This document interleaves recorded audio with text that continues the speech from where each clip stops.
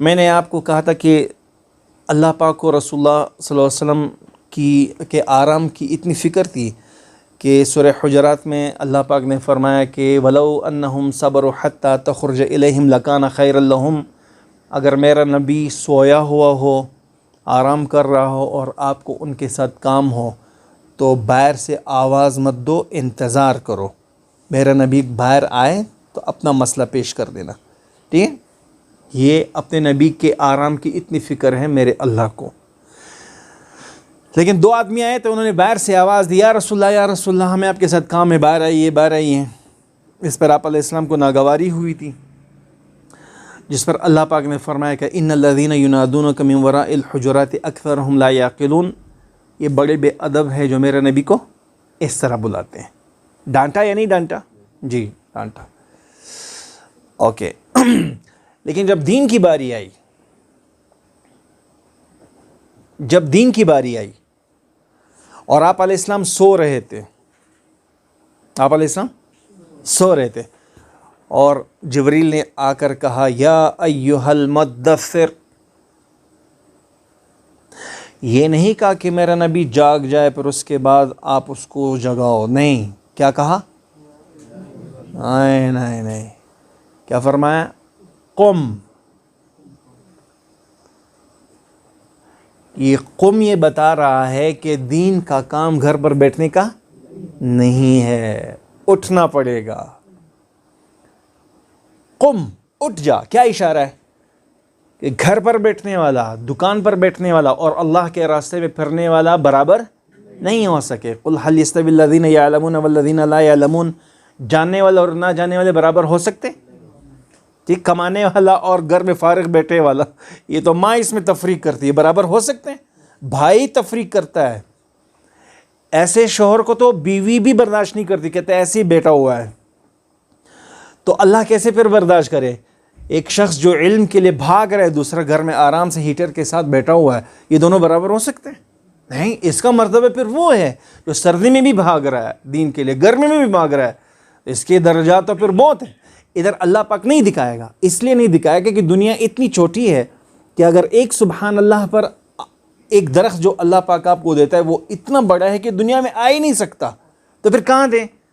تو موت کے بعد الناس نیام اذا ماتوا انتبہوا اذا ماتوا انتبہوا، کہ لوگ سوئے ہوئے ہیں، موت آئے گی تو ان کی آنکھیں کھل جائیں گی۔ اب موت کے بعد آپ کو ایک حسنہ پر، آپ کے اس آنے پر، آپ کی اس جستجو پر، اس محنت پر جو اللہ پاک آپ کو دے گا، وہ پھر آپ کو اے اللہ برباری بھی ہوتی، ہم آ جاتے ہیں وہاں تو لوگ کہیں گے ہمارے کھال کھینچوں سے کاٹے جاتے ہیں اور ہم اف تک نہیں کرتے، اس کے بعد تو یہ دے رہا ہے۔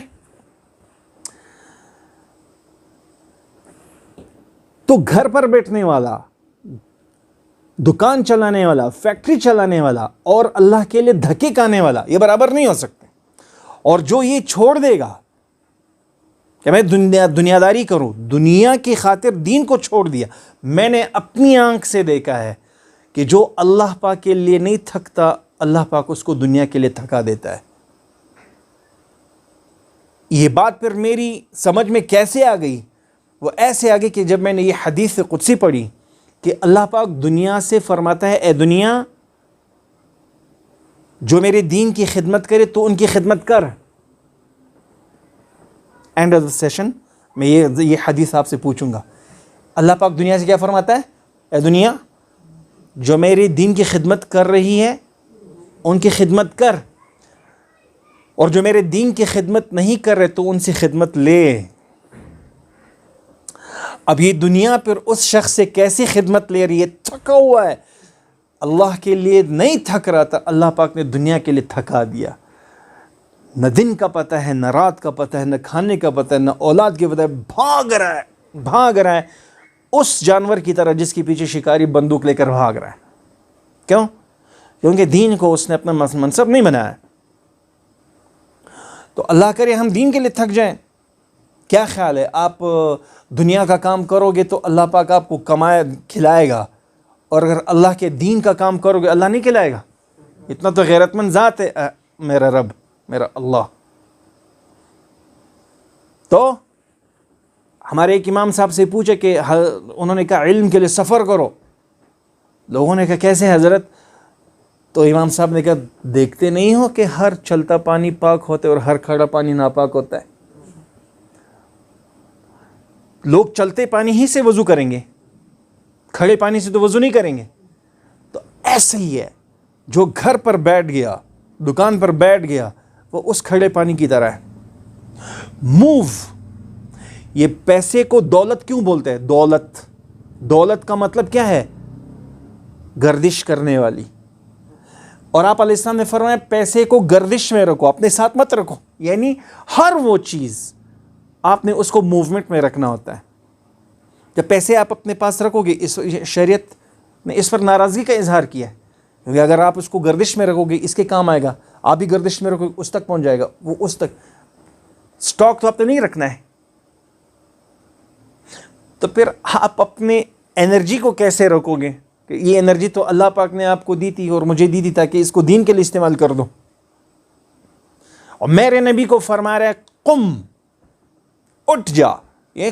یہ لفظ اشارہ ہے اس بات کی طرف کہ ایک صحابی نے کہا یا رسول اللہ کون بہتر؟ حاجوں کو پانی پلائے یہ بہتر؟ آپس میں صحابہ کہہ رہے تھے حاجوں کو پانی پلاؤ یہ بہت بڑا صحابہ ہے، ساری رات مکہ معظمہ میں عبادت کرو یہ بہت۔ انہوں نے کہا چلو آپ علیہ السلام سے پوچھتے ہیں کہ یا رسول اللہ میں اچھا، میری بات اچھی یا اس کی بات اچھی؟ آپ علیہ السلام نے فرمایا حاجیوں کو پانی پلانے والا، ساری رات عبادت کرنے والا بیت اللہ شریف میں، اور اللہ کے راستے میں چلنے والا پھرنے والا، جو اس کو برابر سمجھے گا واللہ وہ ظالم ہے۔ اس کو برابر نہیں سمجھنا ہے۔ ساتھ کا ایک ایک پہرا۔ حضرت سعد رضی اللہ عنہ آپ علیہ السلام کا پہرا، سعد گھوڑے سے مت اترنا، ادھر ہی پہرا داری کرنا۔ جی یا رسول اللہ، کھڑے ہیں گھوڑے پر، اترتا نہیں ہے۔ صبح آپ علیہ السلام نماز کے لیے جاگے، سعد آ کر گھوڑے پر کھڑا ہو گیا اپنے آپ علیہ السلام کے سامنے۔ یا رسول اللہ میں وہاں گیا، ساری رات پہرا دیتا رہا۔ تو آپ علیہ السلام نے فرمایا گھوڑے سے اترا تھا؟ یا رسول اللہ صرف استنجا اور نماز کے لیے اترا تھا، اس کے علاوہ نہیں۔ تو آپ علیہ السلام نے ما علیہ اللہ یعمل بعدا، اے سعد آج کے بعد تو کچھ بھی نہ کر، جنت تیری ہو گئی۔ آج کے بعد کچھ بھی نہ کر، جنت تیری ہو گئی۔ حضرت عثمان نے جو اپنا سارا پیسہ اللہ کے راستے میں لگایا، تو آپ علیہ السلام حضرت عثمان کی اشرفیاں اور سکے ہاتھ میں لے کر ایسے اچھالتا تھا، پھر پکڑتا تھا، پھر کہتا تھا ما در عثمان اللہ یعمل بعدا، عثمان آج کے بعد تو کچھ بھی نہ کر، جنت تیری ہو گئی۔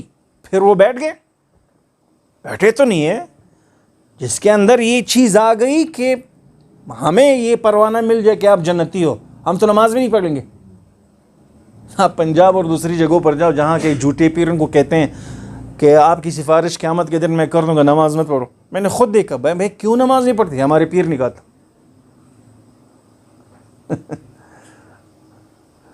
صحابہ کو کیا کہا؟ وَلَٰكِن كُونُوا رَبَّانِيِّينَ۔ اچھا یہ کون ہے؟ رب والے۔ اور وَكُلًّا وَعَدَ اللَّهُ الْحُسْنَى، یہ جنتی ہیں سارے کے سارے۔ لیکن پھرے تو قم نے اس کو بتا دیا گھر پر نہیں بیٹھو گے، نکلنا پڑے گا۔ کیا خیال ہے آج کل کے دور میں کوئی یہ کہے بیٹے گھر پر بیٹھو، مونٹی سے لے کر 10 تک گھر پر ہی بیٹھو، پاس ہو جاؤ گے، بچہ مانے گا؟ زویب آپ گھر پر بیٹھو، وہ تنخواہ حلال ہو جائے گی؟ نکلنا پڑے گا۔ اس میں بھی تمہارا امتحان ہے، حلال کرتے ہو یا حرام کرتے ہو۔ اب جاہل پیروں کے پاس جاتے، مولوی صاحب ایک نظر میرے بیٹے کو دیکھو، بس یہ پیر بن جائے، ایک نظر دیکھو۔ پنجاب میں گیا تھا، ایک نظر دیکھو میرا بیٹا پیر بن۔ اچھا انہی پیرنٹ سے پھر میں کہتا ہوں کیا خیال ہے اپنے بچے کو اس پیر کے پاس لے کر جاؤ کہ مولوی صاحب ایک نظر اس کو دیکھو، پی ایچ ڈی کر دیں۔ پی ایچ ڈی کے لیے پیسے بھی جمع کریں گے، ہر سیمسٹر کے لیے پیسے بھی جمع کریں گے، یونیفارم اور اسکولنگ سسٹم پر پیسے بھی خرچ کریں گے، لیکن وہاں اس کا دماغ کام کرے گا کہ نہیں ایک نظر سے کام نہیں بنتا۔ اچھا ایک نظر سے کوئی مولوی بنتا ہے؟ مولوی صاحب ایک نظر میرے بیٹے کو دیکھو، یہ مولوی بن جائے۔ تو پھر درس نظامی کی ضرورت کیا ہے؟ 8 سال ہم خوار ہوئے. اچھا ایک نظر سے اچھا آپ صلی اللہ علیہ وسلم سے بڑی نظر کس کی تھی؟ ابو طالب پر کتنی نظر پڑی؟ ابو جہل پر کتنی نظر پڑی؟ ابو طالب مسلمان ہوا؟ جو لے گا اللہ دے گا. بچہ روئے گا تو ماں دودھ پلائے گی, بچہ روئے گا نہیں روئے گا تو ماں دودھ نہیں پلائے گی. اللہ پاک کے خزانے میں سب سے بڑی نعمت کیا ہے؟ ہدایت ہے. اور اس ہدایت کے لیے کوشش کرو گے تو اللہ دے گا. میں نے کیا کہا؟ بلال حبشی نے کیا کہا؟ اے اللہ پاک تیرا شکر ہے ہدایت تو نے اپنی ہاتھ میں رکھی. اگر تیرے نبی کے ہاتھ میں ہوتی پہلے بنو ہاشم کو دیتا, قریش والوں کو دیتا, پتہ نہیں بلال کا نمبر آتا یا نہیں آتا. اور ہدایت کے لیے پاگل بننا پڑتا ہے. تو جس طرح ہر چیز اللہ پاک کے ہاتھ میں, تو ہدایت بھی کس کے ہاتھ میں؟ ہاں اگر آپ زمین میں آپ دیکھیں نا, آپ ایک شربت بنائیں گے, اس شربت پر لکھا ہوگا ایکسپائری ڈیٹ. اللہ پاک نے گنا بنایا ہے ہر موسم میں, بھائی جب بھی توڑو رس ٹپکے گا, ایکسپائر ہوتا ہے. آپ حلوہ بناؤ گے, حلوے میں 2-3 گھنٹے کے بعد کیڑے پڑ جائیں گے. اللہ پاک نے کیلے کے اندر حلوہ بنا کر لے بھائی دانت والا بھی کا ہے, بے دانت کے بھی کا ہے. کوئی ایسا کر سکتا ہے؟ وہ اللہ جو اتنا کچھ کر سکتا ہے تمہیں بھی ڈائریکٹ مولوی بنا سکتا ہے. کیا خیال ہے اللہ پاک جو نبی کو نبی بناتا ہے تو کیا نبی بننے کی محنت کرتا ہے کہ نہیں؟ استغفر اللہ, ایک کورس کرتا ہوں پھر وہ نبی, ہر نبی نے کورس کیا پھر نبوت ملی, اس طرح ہوتا ہے؟ یہ اللہ چن لیتا ہے. جب اللہ پاک ڈائریکٹ بغیر محنت کے کسی کو چن کر اس کو نبی بناتا ہے تو اسی طرح ڈائریکٹ مولوی بھی بنا سکتا ہے نا؟ نہیں. لیکن یہاں کہا, کیا کہا؟ محنت کرو, اس میں بھی تمہارا امتحان ہے. نہیں گھر پر بھی بیٹھے بیٹھے کھلا سکتا ہوں ورنہ پھر تم ساری فرعون بن جاؤ گے. نہیں, اس میں بھی تمہارا امتحان ہے. 410 سال فرعون کی ایج تھی, 410 سال صرف حکومت کی, لیکن کیا خدائی کا دعویٰ کر دیا, بن کمائے کھا رہا تھا, بن کمائے. کیا ہوا؟ فرعون بن گیا. فرمایا کہ ہم تمہیں بھی اس طرح کھلا سکتے ہیں مفت میں, لیکن پھر تم ساری فرعون بن جاؤ گے. نہیں, اس میں بھی تمہارا امتحان ہے. جاؤ, اچھا کماتے ہو یا غلط کماتے ہو تمہارا. اسی لیے علم کے لیے بھی نکلو. تو دین کے لیے اشارہ کیا آیا؟ اب اتنی میں نے تفصیل بتائی, اب تو انشاءاللہ یاد ہوگا. قم, کس لیے؟ اٹھ جا, کس لیے؟ فانذر, لوگوں کو ڈرا, لوگوں کو مجھ سے ڈرا.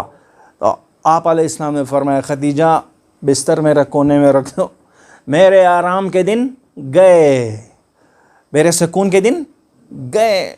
اللہ نے کتنا بڑا حکم دیا, قم فانذر, لوگوں کو مجھ سے ڈرا.